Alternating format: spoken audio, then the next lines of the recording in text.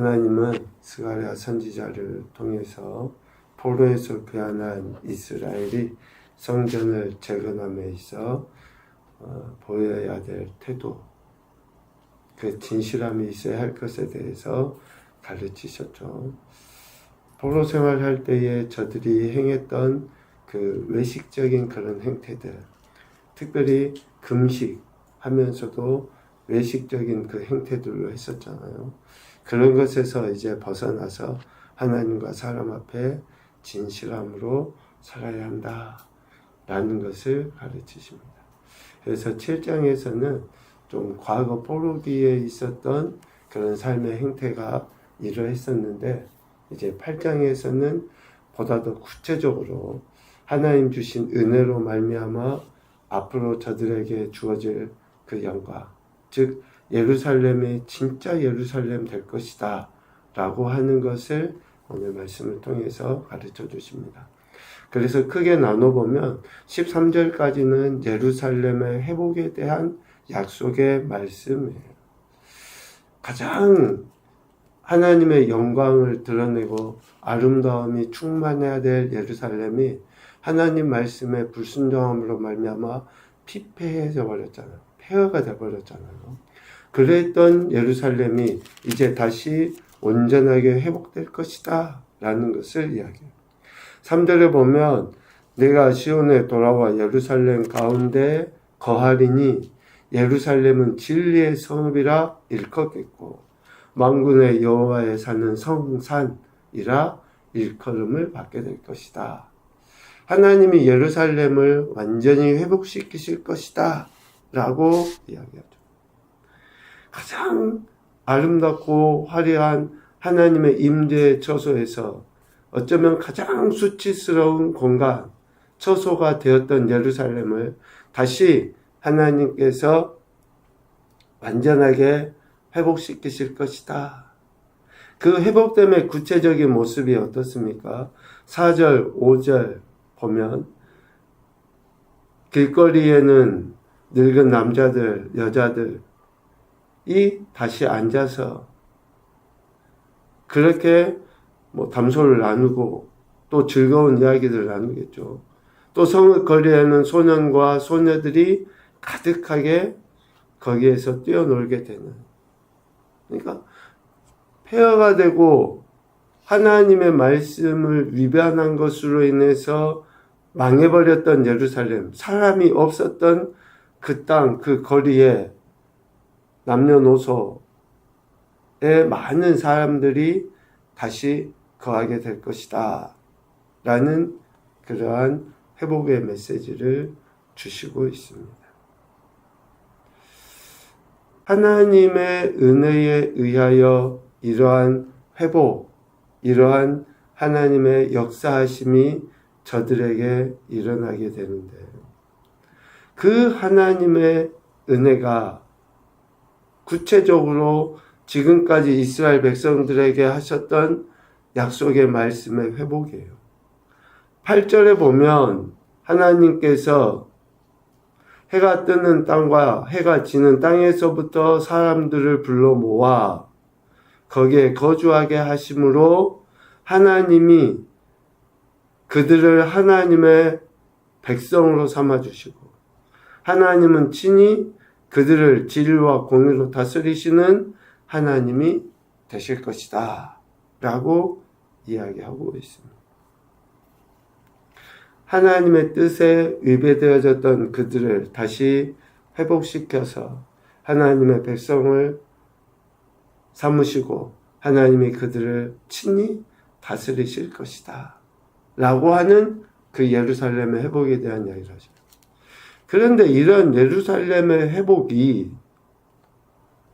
이스라엘 백성들, 즉 유다가 하나님 앞에 나와서 회개함으로, 또 하나님 앞에 저들이 그릇된 행태를 돌이켜서 이제 말씀을 듣고 순종하겠다라고 하는 그것에 의해서 이루어진 것이 아니라 하나님의 전적인 은혜에 의한 회복이라는 것이 오늘 8장 2절에 보면 만군의 여호와 하나님께서 이렇게 말씀하셔요. 내가 시온을 위하여 크게 질투하며 그를 위하여 크게 분노함으로 질투하노라.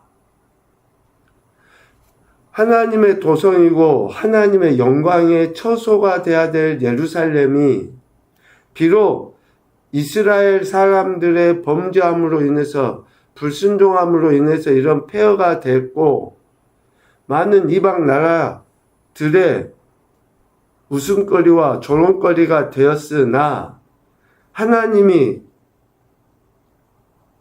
자기의 이름과 자기의 영광을 위하여 결코 그들을 그대로 내버려 두지 아니하심.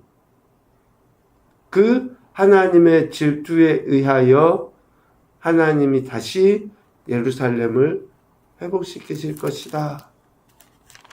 많은 사람이 그 거리에 다니고 하나님이 불러 모으신 이들이 하나님의 백성과 또 하나님의 통치하신 가운데 있게 될 것이다. 오늘날로 표현하면 어떻습니까? 우리가 구원받고 하나님 나라 백성 자녀된 것이 우리의 의예요? 아니에요.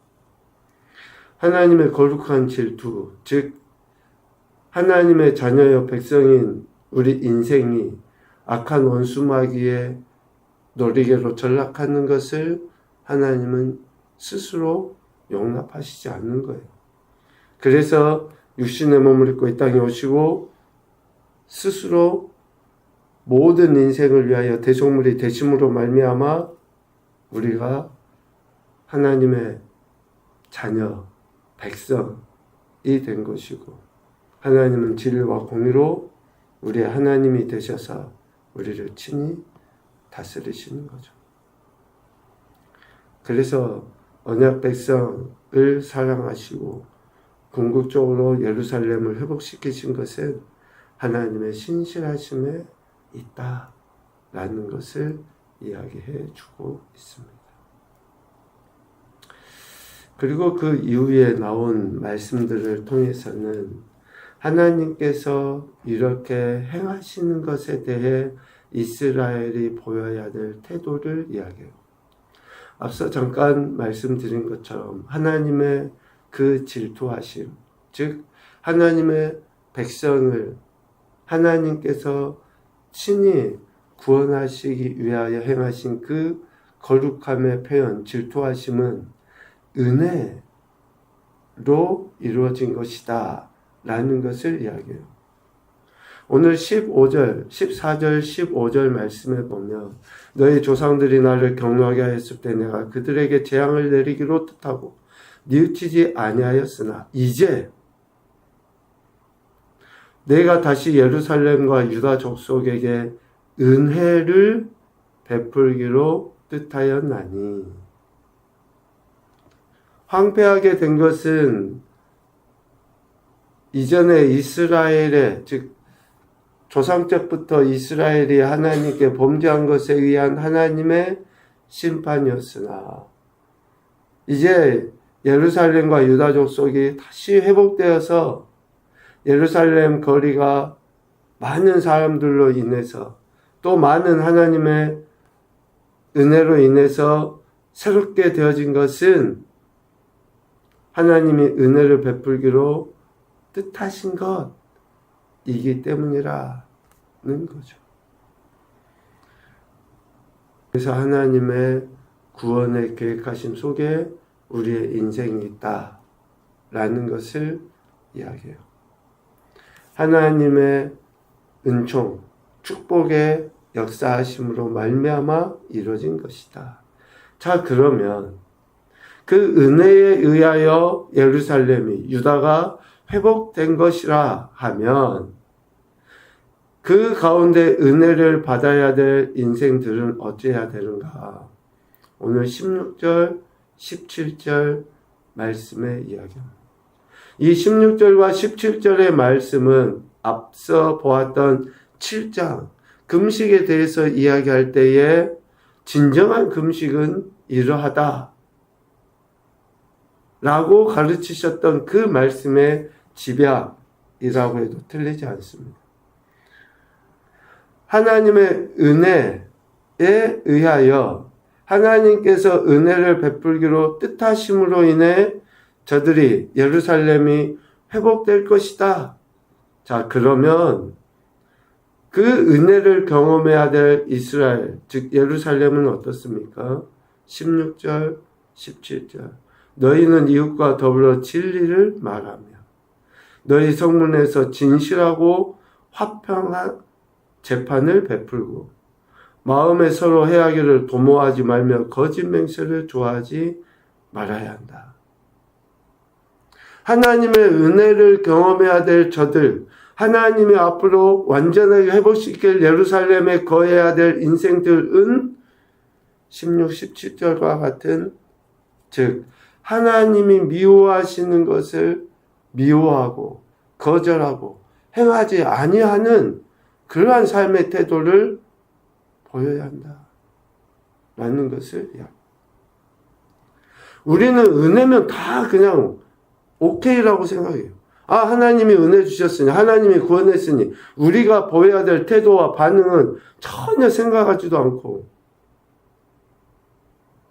그래서 몇 번 말씀들을 통해서도 우리가 같이 이야기 나누지만, 우리가 하나님의 말씀을 귀를 기울여 듣고 순종해야 될 이유는 뭡니까?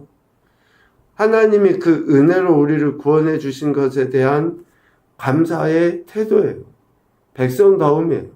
그렇게 하지 아니하면 우리가 수치를 당하니, 수치당하지 아니하기 위하여 하나님의 말씀을 듣고 지켜 행하는 거예요.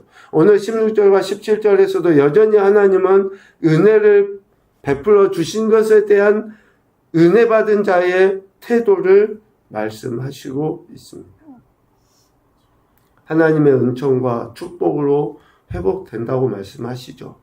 그러면 그 은총과 축복을 받을 인생들이 어떻게 해야 되는지를 분명하게 말씀해 주시고 있습니다. 이러한 태도가 이제 구체적으로 금식이라고 하는, 즉 바벨론 포로 때부터 금식하는 것으로 인해서 자기들의 종교의 행위를 드러내 보였던 저들이 이제 실질적인 그러한 금식이 되어야 한다라는 것을 16절과 17절 말씀 이후에 저들에게 가르쳐 주십니다. 특별히 18절 말씀을 봐보시면 저들이 1년에 몇 번씩 금식을 하죠. 유다 족속에게 기쁨과 즐거움과 희락의 절기들이 되리니 오직 너희는 진리와 화평을 사랑할지니라. 지금까지 금식이 단순한 어떤 음식을 굶는 정도의 문제였다 그러면 이제는 실제적인 기쁨과 즐거움, 하나님의 은혜를 경험하는 그러한 절기로 삼아야 한다라는 것을, 그래서 하나님께서 베푸신 이런 은혜와 축복의 날에는 단순히 굶는 음식을 거절하는 금식은 없어지게 될 것이고, 또 애통이 기쁨으로 변하게 되며 많은 사람들이 하나님의 은혜를 찾고 구하게 될 것이다. 그렇게 되어야 한다라는 것을 가르쳐 주시고 있습니다. 이스라엘 백성들이 하나님의 은혜로 회복되죠. 그 은혜로 회복된 것에 대해 진리와 화평을 사랑하게 되면 20절 다시 여러 백성과 많은 성읍의 주민이 올 것이다.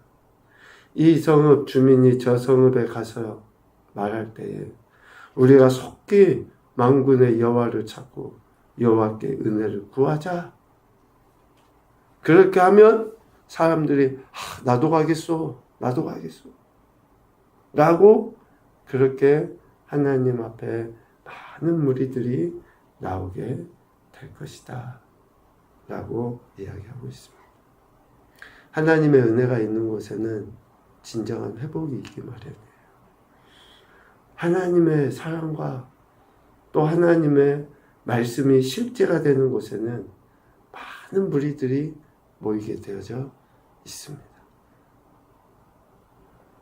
그래서 하나님은 택하신 백성이 하나님의 말씀에 대한 그 은혜를 누리고 증거하기를 하나님은 기대하시는 것이죠. 첫 번째 교훈으로 생각해 보면 하나님의 택하신 백성의 회복을 통해 그들이 속한 공동체와 지역사회 회복을 이루기 원하심을 잊지 말자. 오늘 저와 여러분을 통해 하나님은 우리가 속한 공동체, 가정, 교회, 직장 이 회복되기를 원하십니다. 그래서 우리가 은혜 받은 자로서의 삶을 살아야 하는 거죠.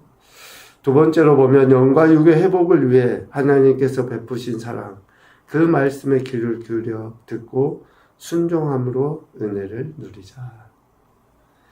말씀을 깊이 생각하시고 그 말씀에 대한 바른 태도들을 취해 보십시오. 얼마나 우리 안에 참된 평안이 넘쳐나는지. 하나님께서 베푸신 사랑, 그 말씀에 귀를 기울여 듣고 순종함으로 은혜를 누려야 되겠다라는 생각을 합니다. 하나님은 예루살렘 회복을 약속하십니다. 전적인 은혜이지만 그렇게 은혜 받은 자들이 하나님 앞에 합당한 태도를 취할 때에 더 아름답고 풍성한 은혜들이 넘쳐나게 될 줄로 믿습니다. 오늘도 저와 여러분의 삶의 주인 되신 하나님을 경외하시고 그 뜻하심에 순종하여 크신 영광 올려드리는 귀한 한 날 되시기를 주님의 이름으로 축복합니다. 아멘.